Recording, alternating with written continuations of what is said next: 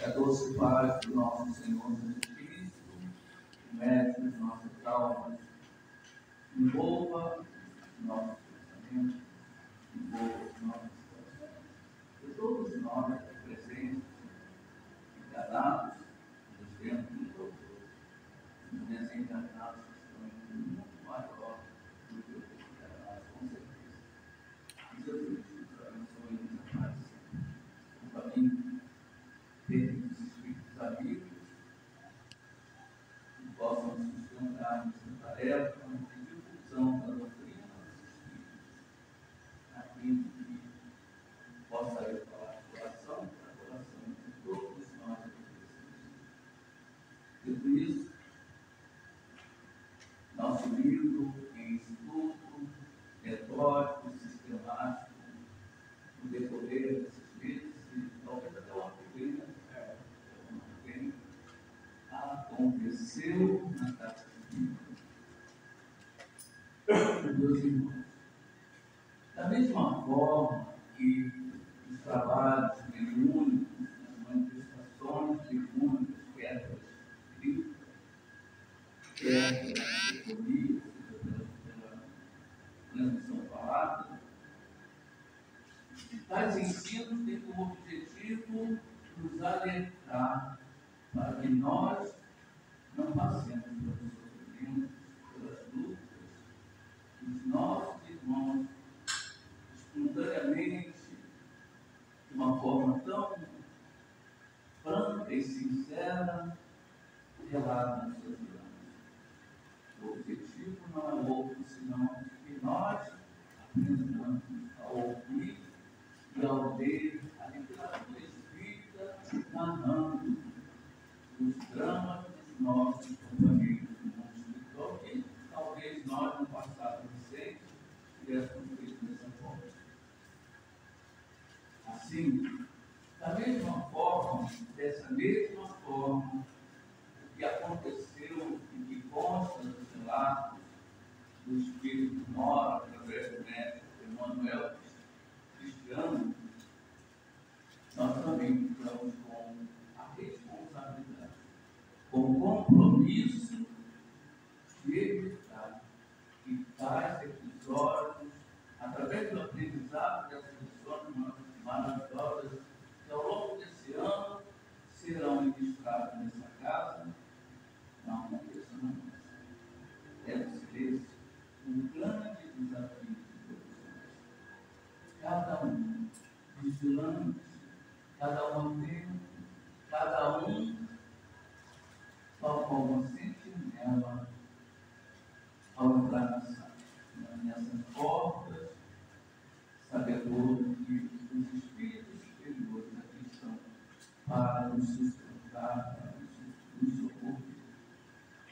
E falando na casa espírita, uma vez que o tema em estudo na noite de hoje, ele é extraído do Livro dos Médiuns, no capítulo 29, item 341, quando Allan Kardec, inspirado pelos planos espíritos, naturalmente, falam das reuniões mediúnicas. Nela, ele aborda os aspectos dos mais variados grupos, tanto mediúnicos quanto espíritos doutrinários, das responsabilidades ao adentrar as portas da casa espírita, em especial a nossa. Nela também, nesse estudo, nós vamos observar a questão que coloca com muita propriedade das obsessões coletivas, dos grupos de estudo, dos grupos mediúnicos. Dito isso, nós vamos refletir sobre uma página do Espírito Emmanuel, dado através do médico Francisco Cândido Xavier, em que o benfeitor espiritual começa a nos dizer que o centro espírita, o centro do espiritismo evangélico, o mais humilde, é sempre um templo santuário de renovação mental na direção da vida.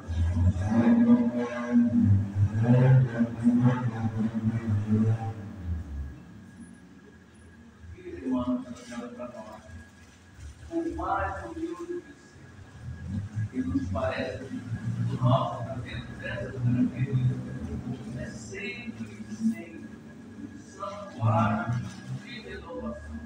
O propósito não é outro senão nos ensinar a nos melhorar como espírito de vontade que somos. Sempre na direção da posição do espírito. E um dia haveremos de chegar. Muitas encarnações serão necessárias para que isso aconteça. Mas a realidade precisa. E nós haveremos de chegar. Foi para isso que nós fomos criados por Deus. Diz mais para nós. Nenhum de nós, irmão do céu, que serve, embora com a simples presença, a uma instituição dessa natureza, deve esquecer a dignidade do encargo recebido e a elevação do sacerdócio que nos fará. Por isso que nós temos a nossa prece, o nosso papel, né? De orar, de vigiar, estar atento. Finalizando, Emmanuel fala para nós.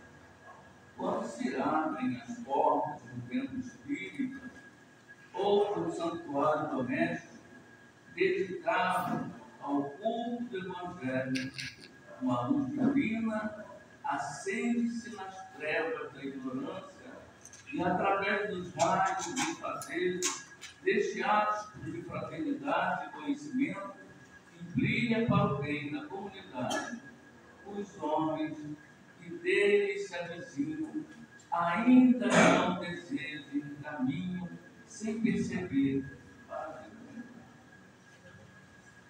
Emmanuel está dizendo para nós que tanto a casa espírita quanto o culto do Evangelho do lar que realizamos em nossos lares, quando são realizados, até a nossa vizinhança é beneficiada comigo.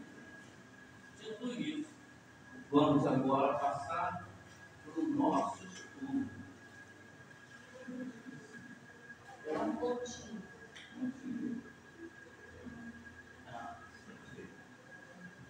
Então, como dissemos há instantes atrás, esse capítulo, esse tema está em desejar, e aliás, eu acho muito interessante que puderem fazer. Se nós acessarmos o YouTube, colocando hashtag 129 até 132, o Jacobson Galvão disserta o livro dos médicos do início ao final. Então, só esse que é onde ele aborda esse tema das reuniões e sociedades, das reuniões e das sociedades. Já falo daí do centro. Então, aqueles que puderem, acessem a hashtag, tá? 129, 129, e escrevam lá, das reuniões das sociedades espíritas. Vai direitinho lá no estudo do livro dos médicos. Tá? Então, vamos em frente.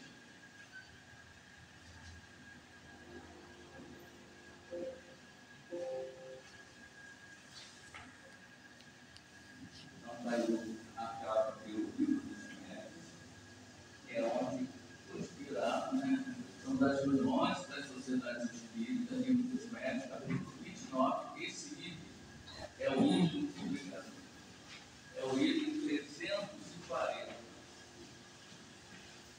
Item 340. Tá? Pega a tradução e vamos no livro. Assim se inicia a carreira. Contra outros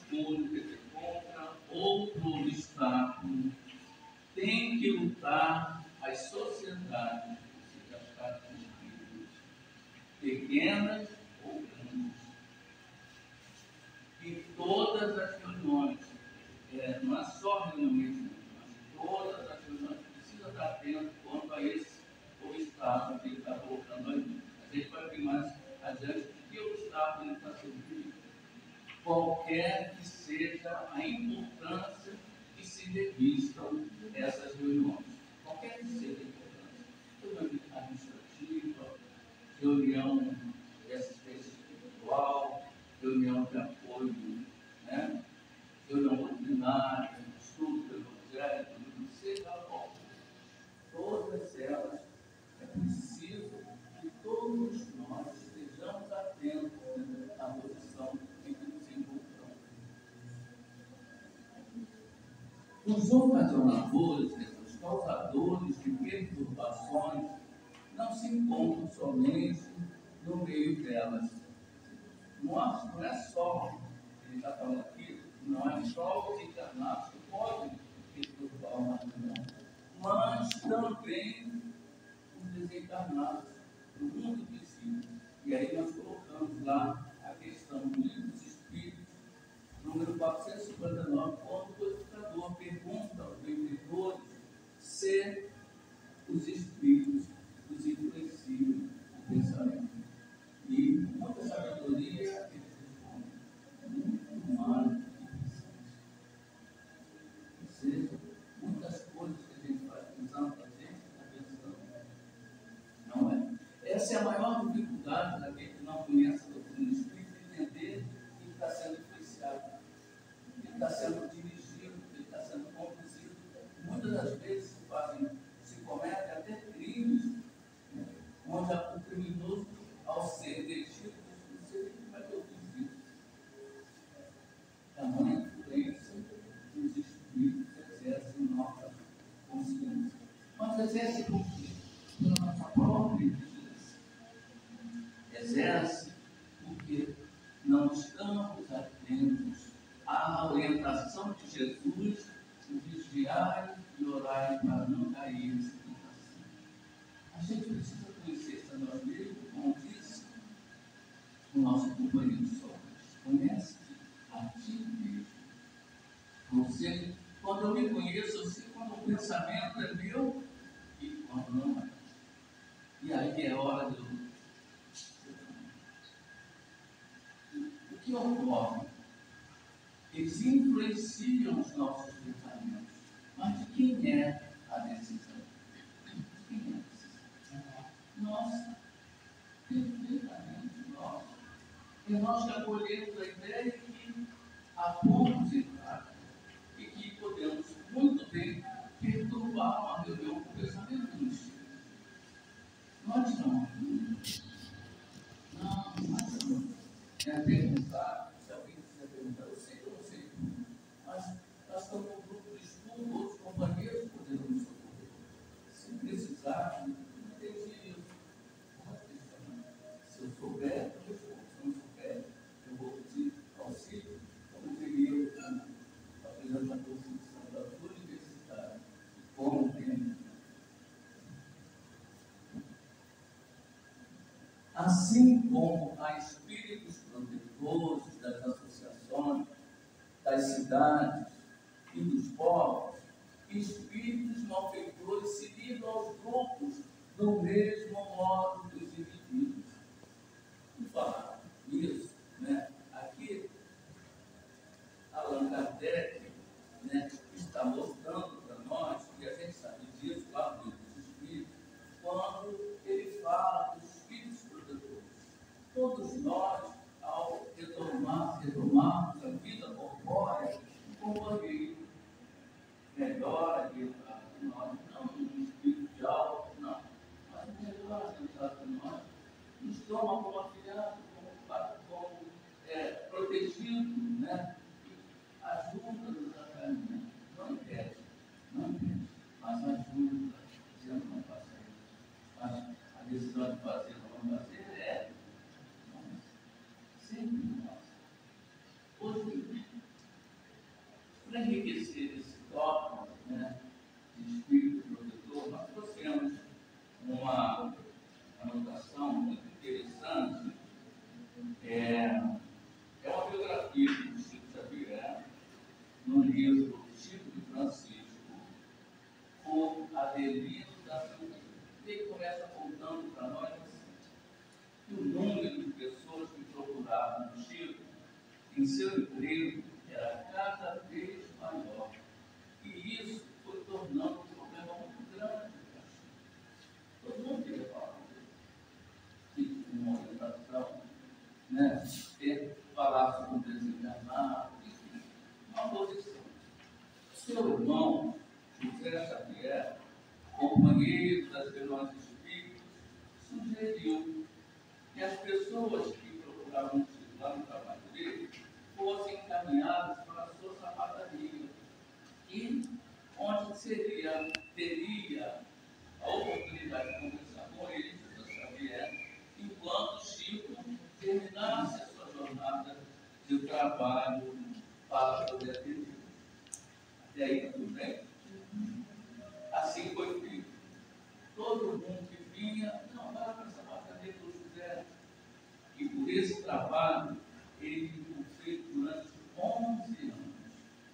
E durante 11 anos, José conversou com os sindicatos de toda a natureza. Alguns chegavam até amarrados para conversar com ele. Certa noite, o Espírito Emmanuel avisou a Chico que dentro de alguns minutos iriam chamá-lo. O José não estava passando. Quando chamaram o Chico se aprontaram e foi para a casa do irmão. Seus familiares logo disseram: Chico, ficando, o médico esteve aqui e disse que José vai voltar. Irmão, carinhosamente, diz para Chico: o médico amigo está com razão, Chico. José vai voltar, mas não irá reconhecê-lo, nem a você, nem a nenhum familiar. Consta de suas provas kármicas de que ele deve ficar por 11 anos internado no hospício.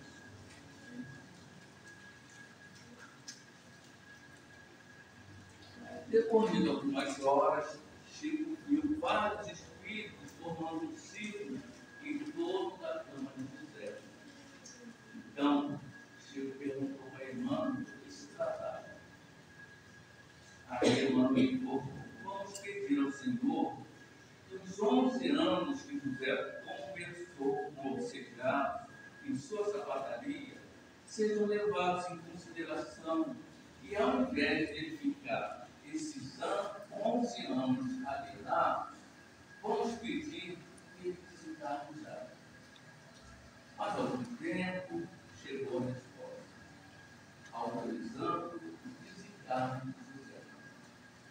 Chico viu sair do corpo, viu José sair do corpo, da mesma forma que ele estava quando internado, quando incômodo.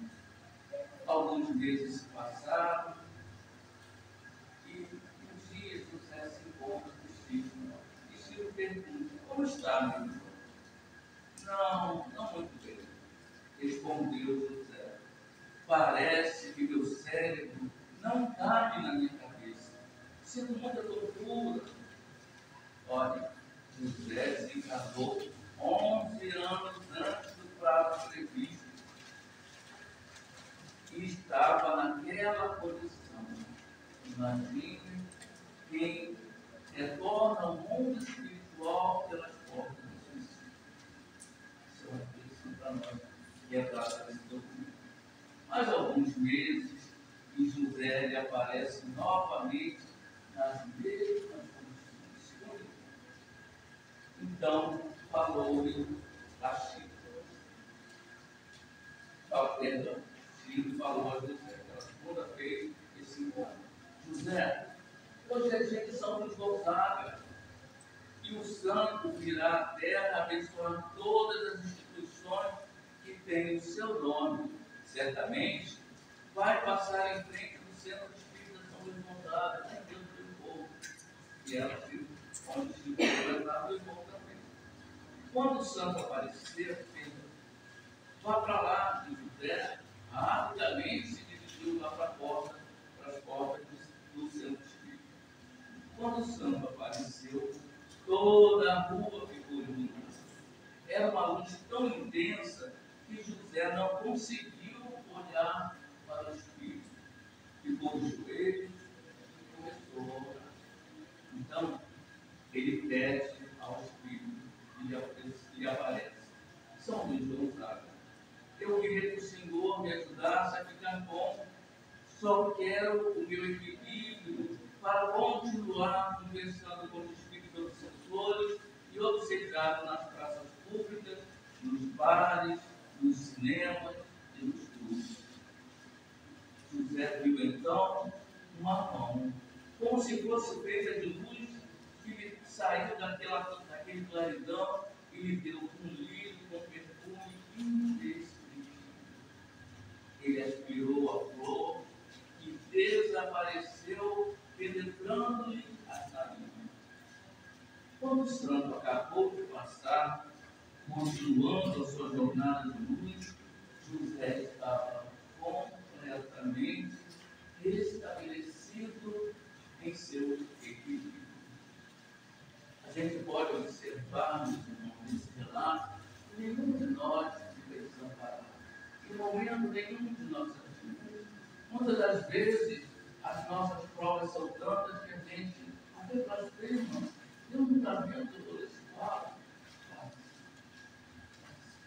Dizemos, oremos mais, peçamos aos benfeitores que nos deem força, coragem, para que possamos superar o momento que nós estamos atravessando.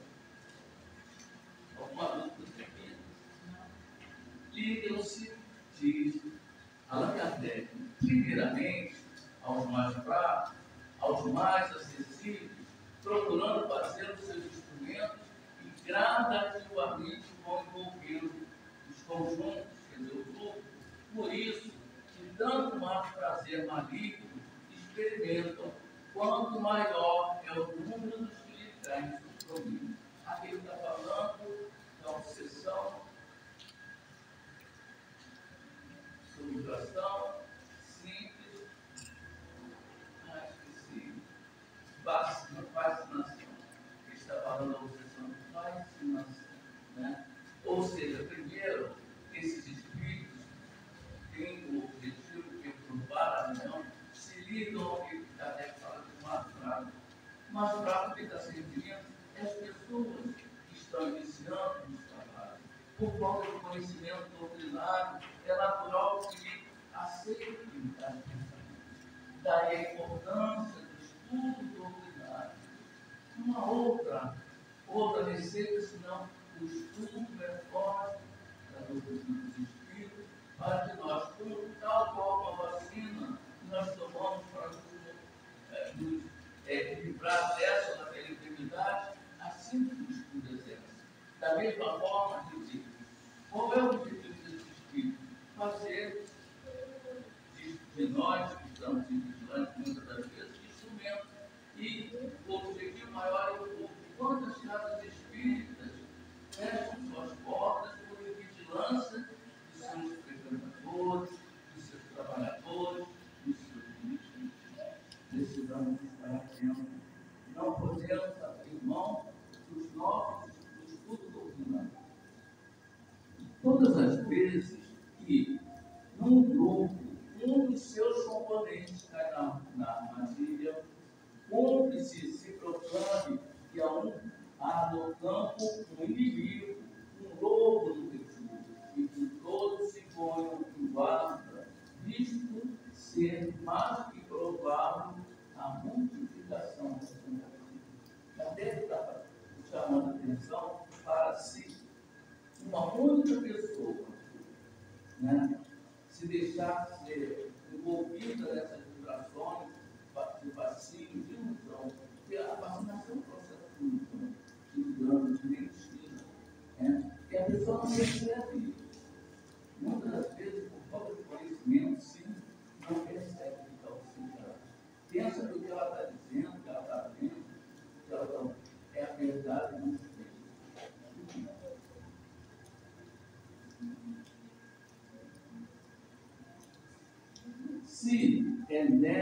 essa resistência não te levar ao desânimo. Se no primeiro caso que apareceu, o grupo não se organizar para ajudar aquele companheiro a sair daquele quadro, tá? A obsessão se tornará um mal contagioso que se manifestará nos médicos pela perturbação da mediunidade e nos outros, pela hostilidade dos sentimentos, pelo destrutor, pelo senso moral e pela confusão da cultura. Olha só o que. Então, é preciso que no primeiro grado o grupo já esteja atento para ajudar aquele companheiro. Não é afastar aquele companheiro, não é isolar aquele companheiro, mas auxiliar aquele irmão a despertar, a reconhecer que ele está iludido, que ele não está no caminho correto, que aquela entidade não tem o bem do grupo, e sim o mal. Como a caridade é o mais forte antídoto desse veneno, o sentimento da caridade é o que mais procura abaixar o veneno. A caridade, né, como diz, como responde os espíritos, né, Allan Kardec, no livro dos Espíritos, na questão 886, Allan Kardec pergunta como a entendia Jesus a palavra caridade. E de benevolência para com todos, indulgência para com as imperfeições do próximo, ou seja, né, chamado de. E essa caridade, a primeira coisa que esses espíritos tratam de fazer é afastar o companheiro, é impedir que ele ouça o outro, é ele se achar que ele é o dono, que ele está com a verdade absoluta. Então, a caridade, sobre todos os aspectos, né, da gente ter carinho no companheiro, ter benevolência, compreender o momento daquela criatura, estender as mãos para que ela saia daquele quadro. Não se deve, portanto, diz Allan Kardec, esperar que o mal se torne incurável. Não, vou ver o que vai acontecer. Depois a gente toma isso. Diz Kardec. Portanto, esperar que o mal se torne incurável para impedi-lo, não se deve sequer esperar que os primeiros sintomas se manifestem. O que se deve cuidar, acima de tudo, é prevenir. Qual forma de prevenir um processo obsessivo? Não, o estudo. Não conheço outra forma da gente estudar, da gente começa a perceber pela aproximação do companheiro, um pensamento que chega e a gente aprende. Discernir se é um pensamento, um bom pensamento ou um mau pensamento. Porque aquele pensamento não provém da nossa própria alma. Por isso, diz Allan Kardec, dois meios há eficazes de se fazerem o bem aplicado. O primeiro meio que Kardec aponta para nós é a prece. Endereçada para esse companheiro que está, ou essa companheira que está envolvida. E o segundo, o estudo atento dos menores sinais que revelam a presença de espíritos místicos e carinhosos. São esses os meios mais eficazes de se combater o processo de fascinação.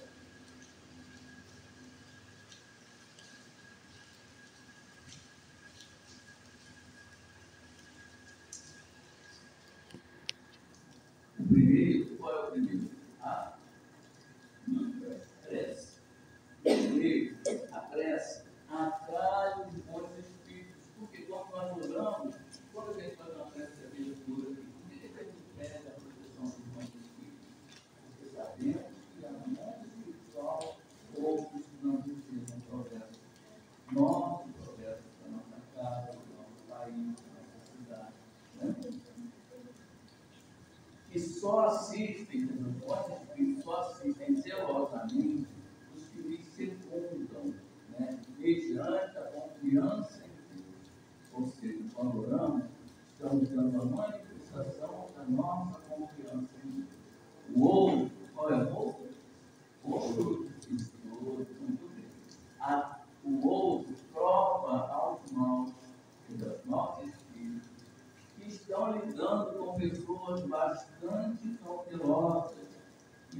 bastante sensatas para se mostrarem, para não se deixarem, perdão, enganar.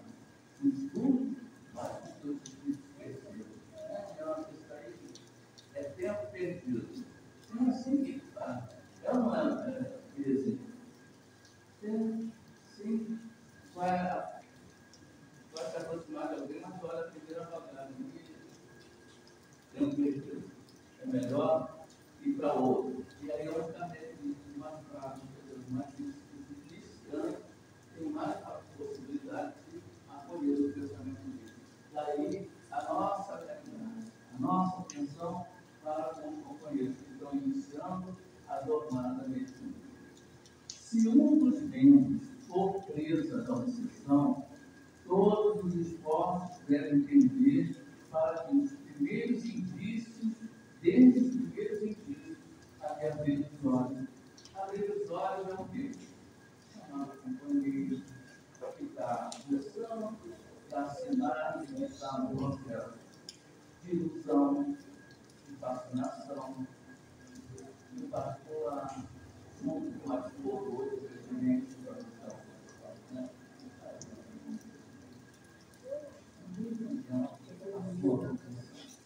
Não, é o diálogo desse transforma da gente arregimentar a família. Não é fácil. Fácil você não tem mais. Você não está tendo. Mas eu tenho que estar aqui, eu tenho companhia. Eu vou ter esse companheiro muito bem importante para a nossa bolsa, para a nossa casa, para Deus, como espírito mortal. Então, segue Kardec. Todos os esforços devem tender, desde os primeiros indícios, a desabrir os olhos, a fim de que o mal não se agrave, de modo a lhe levar à convicção de que se enganou e de lhe despertar o desejo de facilitar os que lhe procuram pecar. Por quê? A pessoa, quando atravessa esse processo de vacinação, um dos primeiros sintomas que ele chega à casa mental é de se isolar, de se afastar, de não aceitar, eu não quero muito fácil. É exatamente o contrário que a gente deve fazer. Isso é um pouco, como diz Kardec aqui, se um dos membros for vítima desse processo, a gente tem que fazer todos os esforços para que despertar, abrir os olhos, despertar, para que ele possa entender que ele está vivo, humano, e possa decidir. Mostrar através dos princípios das demais obras, de andar unido, ser humano, não é o problema humano, e ser humilde, não é deve se não sempre é o